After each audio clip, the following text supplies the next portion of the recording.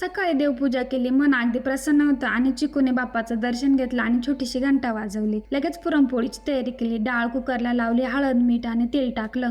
ही trick लक्षात ठेवा, कुकरवर पाणी येत नाही आणि डाळ मस्त शिजते. डाळ शिजून गावामध्ये गेलो, आंबे घेतले आणि आज अक्षय तृतीया म्हणजे ना खूप शुभ मुहूर्त. म्हणजे लोक ना सोने, चांदी आणि जागा भूमिपूजन असे नवीन कामं सुरू करतात. ती आम्हाला या आवनच्या मित्रांनी बोलवलं होतं भूमिपूजनासाठी. मग बरेचसे लोक आलेले होते. तिथे गेल्यावर कलश पूजन आणि पूजा झाली. कुदळ मारून शुभारंभ केला. सगळ्यांनी एक एक करून कुदळ मारली. मग ना पेढे वाटले. एकदम आनंदाचा क्षण.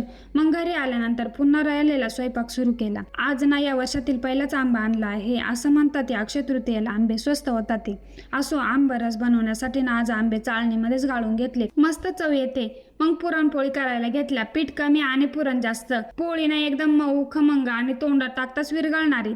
खमंग भाजून घेतली आणि तूप लावलं आणि ताटामध्ये काढून घेतली. मग सगळ्यांनी एकत्र बसून जेवण केलं. पुरणपोळी, आंबरस म्हणजे सणाची गोड चव. आणि त्यानंतर लगेच ना भांड्यांचा ढीग. सगळे भांडे घासून किचन साफ केलं आणि किचन स्वच्छ दिसलं की मन अगदी प्रसन्न होतं. असं साधं पण समाधान देणारं आयुष्य. भेटूया पुढील व्हिडिओमध्ये.